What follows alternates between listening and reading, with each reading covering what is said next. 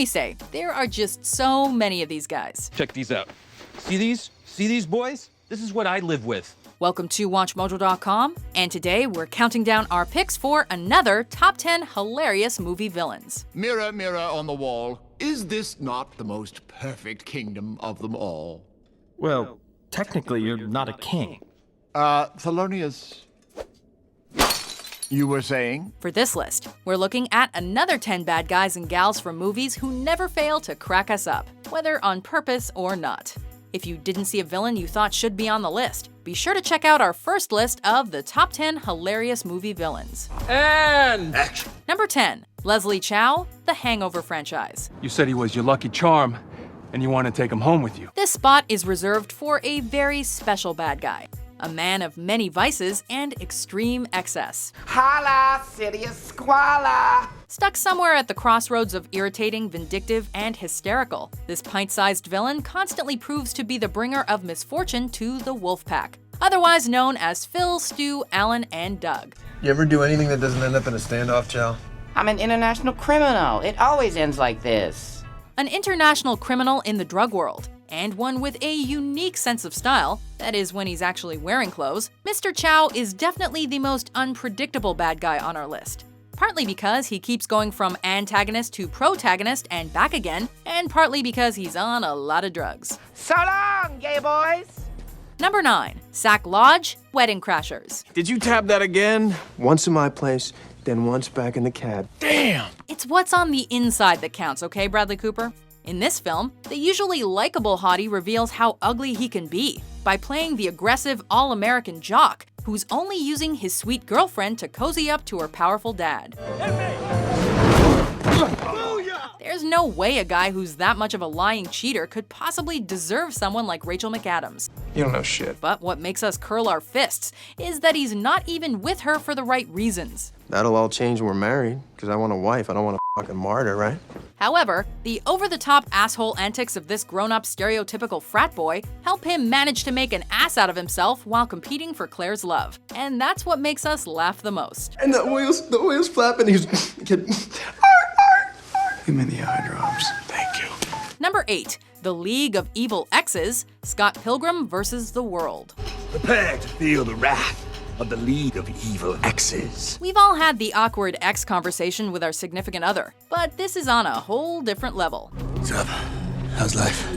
He seems nice. What is it about Ramona Flowers that has not one, not two, but 7 jealous supervillains bent on destroying any chance she has of future happiness? If we're gonna date, you may have to defeat my 7 evil exes. You have 7 evil ex-boyfriends? 7 evil exes, yes. In this film, Scott Pilgrim, who has a few magical tricks up his own sleeve, has to prove not only his love for Ramona, but also his own self-worth by besting kooky ex-lovers that range from the mystical, to the action hero, to the telekinetic vegan, to twins and more. Ramona dated twins. At the same time? Fortunately for Scott, they all have their own weaknesses. The weak was the back of her knees. Wait, how does that work? Whenever we were making out, I would just... Okay, enough! Number 7, Yzma and Kronk, The Emperor's New Groove. Pull the lever, Kronk. These Disney baddies come in a pair, and while Yzma is definitely on a different level in her villainy, we just can't forget her big, dumb, lovable oaf sidekick. Oh, right, the poison for Cusco, the poison chosen specially to kill Cusco's poison. Emperor Kuzco's second-in-command is just your good old-fashioned villain seeking glory and riches at the expense of human lives. Ha! You really should have thought of that before you became peasants. Kronk is hardly of the same caliber, but their dysfunctional relationship keeps us laughing, and even taking a little pity on Yzma, who just can't seem to get the help she wants. I suppose. After all, she's just as gentle as a kitten, isn't she? I'm not going to drop it, you fool. I'm going to drink it. And once I turn back into my beautiful self, I'm going to kill you. Number 6, Strauss and Fairchild Van Waldenberg, Blades of Glory. Nothing breaks up a team faster than herpes. Jealousy. Could there be anything more evil than a pair of figure skating siblings defending their championship? These two give us chills on and off the ice, but it's not exactly for their terrifying abilities. Those two are nothing but a couple of freaks. Yeah, and the media loves freaks. These brats will do everything to get to the top of competitive ice skating. Except, of course, any real honest work. You guys just want to cheat again, don't you? That's a good idea. Much better. They're spoiled, unreasonable, and manipulative. But they have a wicked sense of style, as any Will Ferrell movie villain would. Honestly, they're so evil, yet hilarious, it's mind-boggling. Mind-boggling, isn't it? Did you just say mind-boggling? Yeah, mind-boggling. Number 5. Vizzini, the Princess Bride. Let me put it this way. Have you ever heard of Plato, Aristotle, Socrates? Yes? Morons. Anyone who's familiar with Wallace Shawn's work would understandably find it inconceivable to take this 5'2" comedian seriously as a villain, since his claim to fame is that lisping manner of speaking of his. Inconceivable! You keep using the word. I don't think it means what you think it means. But that, in a way, makes him the perfect casting choice to play the arrogant, Napoleonic thief bent on kidnapping Princess Buttercup for a handsome reward. But when I hired Vizzini to have her murdered on our engagement day, I thought that was clever. His hubris leads to his downfall, however, when he thinks he can outsmart the incomparable Dread Pirate Roberts. You're that smart. Vizzini is a villain who crawls under our skin, but makes us laugh the whole time.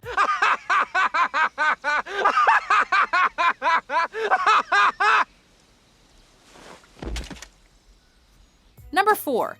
Derek Huff, Step Brothers. It's so flat. I don't even know. You don't even look good while you're singing. The worst thing I've ever heard.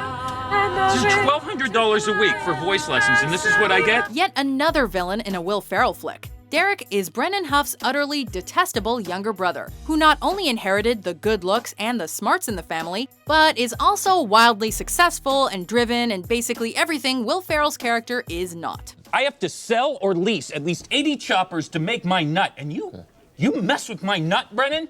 Randy here is gonna eat your dick. What makes him even more annoying is that he loves to rub it in his brother's face. Looks like your free ride's over, huh? Have fun living on the streets. Okay, cool. Good chatting, you guys.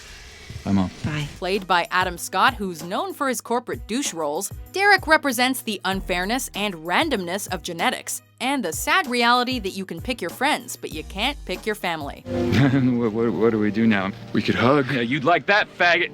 Sorry.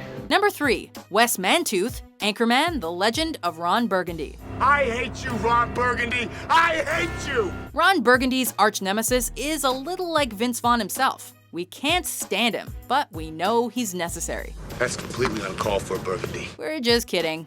In this film, Ron Burgundy and the Channel 4 evening news team can't shake the one-upsmanship of Channel 9's Wes Mantooth and his band of cronies, as they're always trying to make the guys miserable. Hey, nice clothes, gentlemen. I didn't know the Salvation Army was having a sale. The rivalry between Burgundy and Mantooth runs deep, and their animosity reaches its peak in the epic newsman street fight. Let's dance, dickweed. You want to dance, Ronnie? I want a polka. But by the end, Wes proves himself to be at least a decent human being. But God damn it, do I respect you.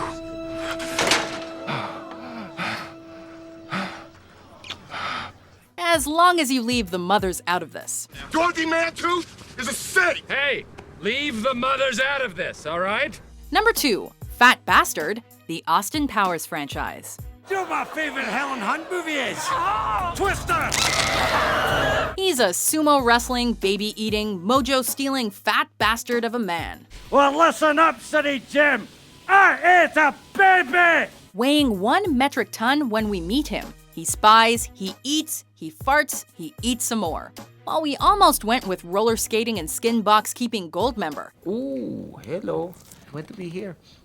That's a keeper. Fat Bastard's the one who makes us laugh even harder, in spite of ourselves. You really are a fat bastard. You know, that hurts my feelings. I've tried going on a diet, you know. Sure, he's quite something to look at. But it's not just that. He's an attack on all senses, to the point that we can almost smell him. What? I didn't have any corn! But it is Mike Myers in a fat suit with a Shreky Scottish accent, so no matter how gross he is, we can only dislike him so much. I eat because I'm unhappy. I'm unhappy because I eat. Before we unveil our number one pick, here are some honorable mentions.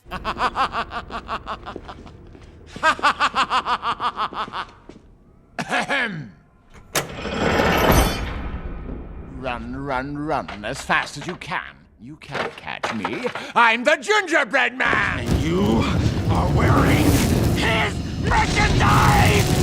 Look at you, a little tiny toilet for a little tiny baby to... Curse you, tiny toilet! Oh my God, it's me. I'm writing it. I'm the one that's framing you. The Grinch! My name is Jean Girard, and I am a racing car driver just like you, except I am from Formula 1. Number 1, Bill Lumbergh, Office Space. Hello, Peter. What's happening? This division VP at Initech is just the kind of superior we'd hate to work for.